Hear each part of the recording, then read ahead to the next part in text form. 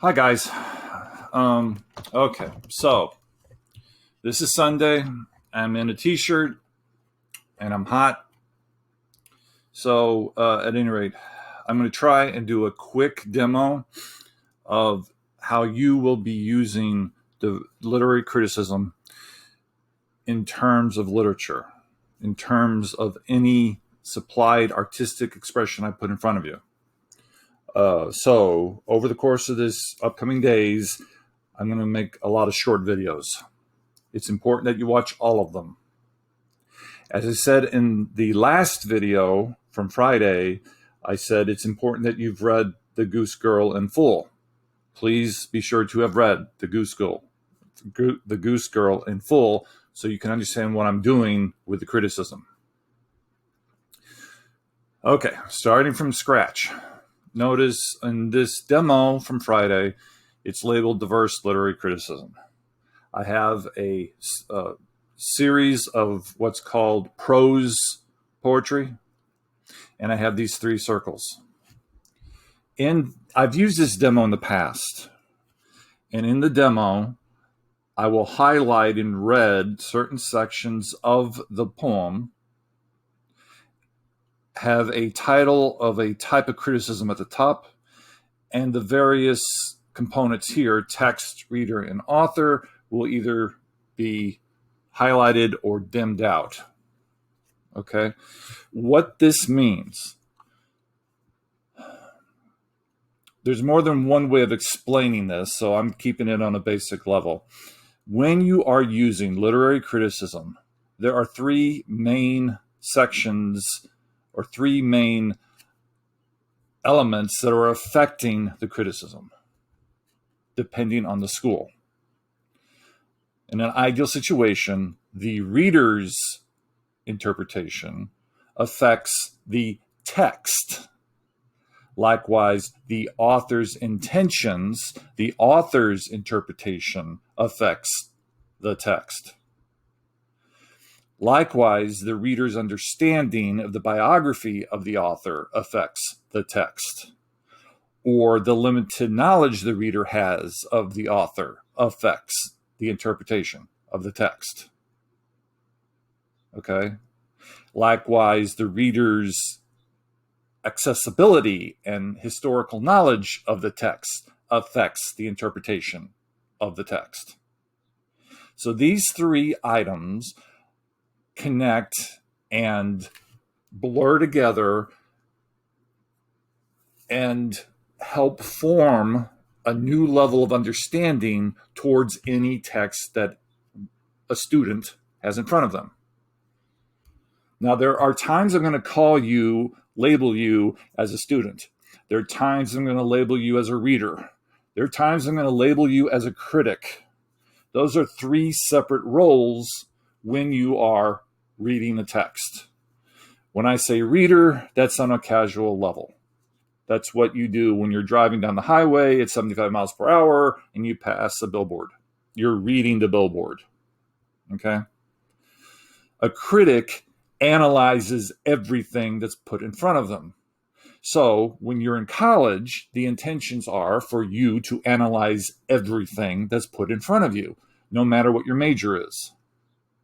So if you have a required course, let's say a doctorate degree, and you're studying anatomy, you as a student need to study the material in a closer fashion through interpretation. So that's where the critic level and the student level are sort of blurring together. As a student, you need to hold in your head a list of books and text and reading material and compare them all together. Some of them you can reject and save for later. Some of them you pull up in the front of your brain cells and retain them in front of you. If you're going to be a doctor, you need Gray's Anatomy in front of you. Can't escape it. That's why it's required reading in most colleges. Okay? That's why you have taking 1301 and 1302. These are basic level research skills that you have to keep in front of your head as a student when you're examining a text. Okay. Now, that's a breakdown of why we're doing this, preparing you for next year at college. So I'm basing this today on what happened last week with my face-to-face students. On one level, they understand there are different varieties of criticism, and they understand somewhat how they operate.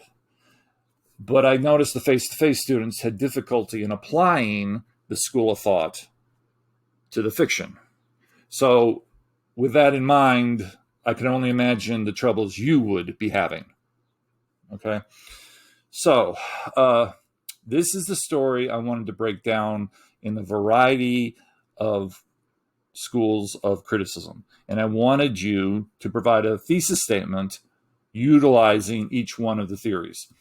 So that idea I threw out the window. It's not going to work. So what I'm going to do now, partly reviewing what I talked about Friday and partly moving ahead, I'm going to go through each of the schools and apply them to this story. Video by video by video. Okay? And this is the technique you'll use from this point forward to the time you graduate from college. If you're going to get a postgraduate degree, by all means, you'll need to definitely be used. That's when the lenses become more important. They're important during the first 4 years of college. They're extremely important during the postgraduate work. Now, the other thing I need to stress, because we're talking European fairy tales, I gave you these qualities on Friday, and we talked about them very briefly on Friday, of these qualities that define a fairy tale as a fairy tale. Okay? And I went through this list. It's a general list. Not every one of these qualities will be met in a European fairy tale, but a majority of them will be met in a typical European fairy tale. The thing with literature, I may have said this in the past, I can set a ground rule. I can make an absolute statement that applies perfectly for one or two stories, but then I can introduce a third story that'll break all the rules. That is why literature, I can say 2 + 2 = 5. In literature and in some logic, philosophy, you can argue 2 + 2 actually is 5. And you'll be right by the nature of your argument, your defense, and your validation of the evidence. Now, in math, you can't do that. I know that with my limited knowledge of math, and you know that from your elementary background of the basic skills in math. Okay? So just keep in mind, whatever rule, whatever absolute statement I make, it can be bent or it can be broken in another piece of literature. And that's probably why I like critical thought in terms of fiction and poetry. I love being able to mold an idea, a theory, and show how it does not work for one particular writer. Or I'll show how someone hundreds of years after a theory had been invented, say for me, I could use a classical Greek concept in creating an elegy. Okay? That's the beauty of fiction. Or poetry. I can get away with doing that. Okay. So, having said all that, these are the qualities you have to have in mind specifically when we're doing criticism, and I'm skipping to page 4, with a formalist view. With formalism, the text is the most important element of these 3 components. When you're doing a formalist critical observation, you're looking at the full story or the full poem. You don't look at the reader, meaning you. Your impressions are not important here. Your casual feelings, your casual moods are not important in a formalist examination. Neither is the author's life or the history from the time period when the author was writing. Only the text is important. You are only looking at the words and the way they're constructed, the diction, and the formation of the sentences, and the order in which the sentences are played out. Does it follow a formal structure? Can it be identified with a specific label? Does the main message of the work add up to an important point that the author is stressing? That's the top analysis one gets out of a formalist theory. Okay. On one level, it's like what is called a reader response, and that's something you've been doing since 9th grade. A teacher will give you a text, and she'll ask you, how do you feel, or can you predict what the protagonist is going to do in the next paragraph? How do you think the story will end?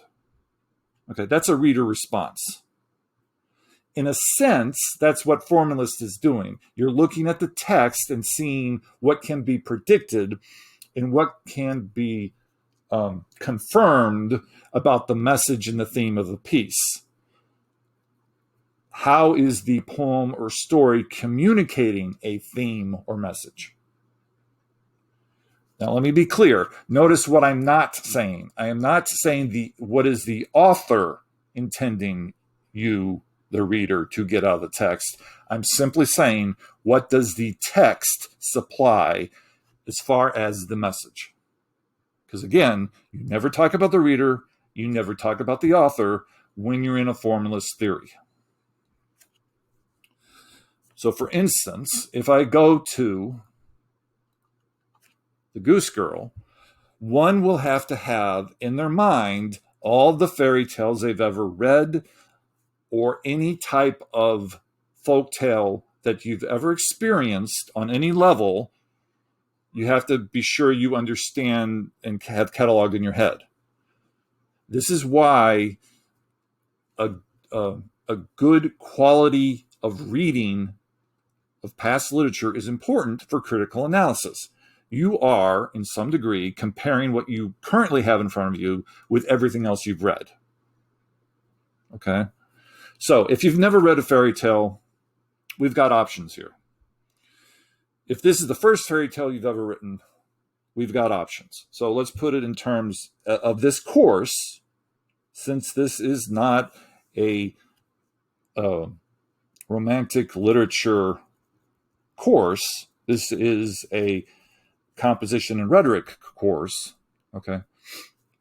I can have you compare this story with items and art mediums that I'm sure you are aware of. So for instance, you could compare this to the formula of a sitcom and still be able to find a way of looking at the formula here, comparing it to the formula of a sitcom, and be able to write a literary paper based just on this folktale. Or, thankfully, you all know who Walt Disney is. You've seen at least one Walt Disney animated film based on a fairy tale. As much as I dislike having to say this because of the nature of how they incorporate these stories, that's another half-hour conversation. You can use that knowledge in order to analyze this story as well. Okay? Because all three, folk tales or fairy tales, sitcoms and TV, and Disney films are all structured and follow a similar pattern that work well under a formalist window. Again, that I'm saying this for this course. For me, you can get away with doing that. If you take a more formal course in college of English Lit, for God's sakes, don't ever repeat what I just said.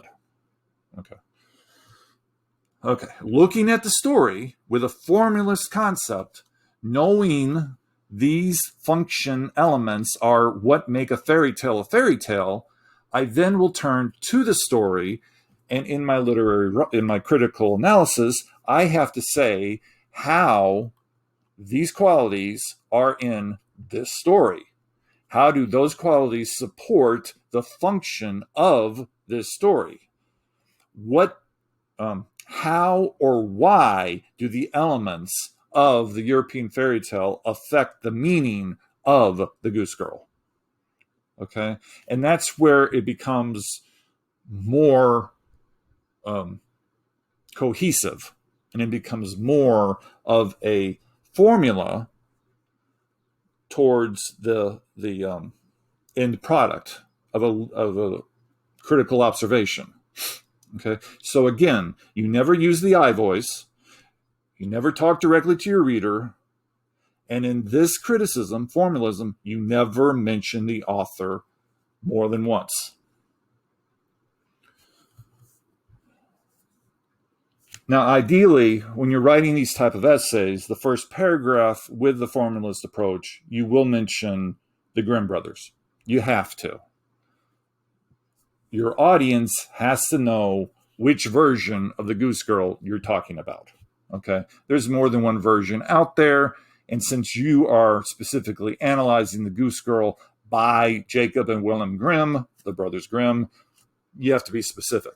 That's what you do in your introduction. But after you've mentioned them once, you don't mention them ever again. Okay, so keep it in mind, you've had to have read this story to understand what I'm going to do next. Looking at this list, going by the Goose Girl, there are magical creatures in the Goose Girl. You have the talking horse, Falada. Now, I have said magical creatures abound, which means there are a lot of them. They're frequent. They're all over it.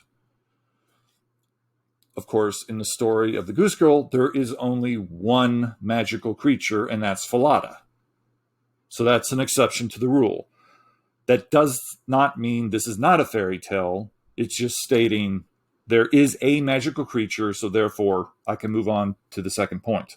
Falada is the magical creature. The second point, magical situations are frequent. That is true. If you look at the Goose Girl, at one point she's given a kerchief with 3 drops of her mother's blood. It acts as a force shield around her. It's protecting her. As long as she maintains it, she's protected. As soon as she loses it, she's no longer protected. That's a magical situation. Another magical situation is whenever Falada talks, or when he has his head cut off and nailed to the gate, the archway, the entranceway of the kingdom. That's magical because he keeps talking. He never stops talking. Okay. The princess herself is downtrodden. She's moving from a secure environment of being seen as a princess with her own little kingdom, suddenly put on a journey to be married to a stranger, and she has to go through all these trials and tribulations, all because somebody doesn't like her. Somebody wants revenge against her. Okay. And like I said on Friday, she's going to go through these 3 transformations, and she gains an epiphany moment. How she goes through these transformations is a major part of a critical analysis. This would make a great paper, just on the Goose Girl alone, examining how she goes through these 3 stages. Why is it important for the story for her to go through these 3 stages? Okay. As a result, she is proving her worthiness for the transformation. She's earning the title of protagonist. That's a given. She is pure good. There are multiple examples of that. She never fights back. She's very meek. She's humble. Her faith is questionable. She doesn't seem to have strong faith. That is what she needs to learn in order to gain her happily ever after. Okay, that's why she goes through a spiritual and psychological transformation, is because although she's pure good, her faith is a little weak. Faith in herself. Faith in knowing that everything's going to come out for the positive. Now, when you look at the antagonist, The antagonist is pure evil. The chambermaid in this story is pure evil. There's no question about it. She never has a moment of hesitation. She always takes action towards the negative. And because of that element, her building conflict with the protagonist, that is why you're getting the perfect formula for a fairy tale. Because the antagonist is pure evil, the protagonist is pure good. This is not a realistic story. It's based on magic, okay? And the conflict is all based on good versus evil. How does good overcome evil? And with a fairy tale, 95% of the time, you're given that happily ever after. That's why you're reading it. You're reading it to see that happily ever after. That is why people watch sitcoms, so they get, after 20 minutes of conflict and strange circumstances and strange situations, you get a resolution. In half an hour, they solve a problem. That's the formula for sitcoms. That's the formula for Disney. It's rare when Disney takes a less than firm closure of the story. Now, in the meantime, all this conflict is resulting in extreme violence, and you often have gruesome situations. The death of the chambermaid itself is very gruesome. As a young boy, when I read that in 7th or 8th grade, I loved the story. Don't ask me why. The best I could come up with, it's like cartoonish violence. It's like Warner Brothers cartoons with Bugs Bunny is defending himself against Elmer Fudd. That's all I can say is defense. Likewise, throughout the story, you've got a pattern number of 3s. There's 3 times she passes through the gate, and you have to see and hear her chase off Conrad so that she can bind up her hair. The king can hear the situation, and the king can aid her in shoving her down her journey in which to find that happily ever after. Okay, so on Friday, we went over all that discussion of how she gains this ultimate closure of happiness and what was a ramification of that happiness. In a formless criticism, having gone through the list of all these qualities, and I've shown you how all these qualities meet the Goose Girl as a fairy tale, I have proven through the evidence that in a formula criticism, this is a fairy tale. It is the model of fairy tales that all stories will follow. I can use this as the prime example whenever I read anything that's labeled as a fairy tale. I can compare it to this and say how they are equivalent. So the end result, the thesis that you write for a formulist theory, is supposed to say basically, how does this story meet or how it does not meet the label that it's given. Okay? You're always answering how or why. Remember that. With thesis statements, it's always how or why. Okay, so tomorrow on Monday, I'm going to post example thesis statements for a formulist theory, and I'm going to put them in the folder. There will be an exercise I'll construct for Monday, so be on the lookout for that. Again, if you have any questions, by all means, hit me up. That's what I'm here for. I hope you're all being safe. Hope the last week wasn't giving you a major headache. Okay, talk to you soon.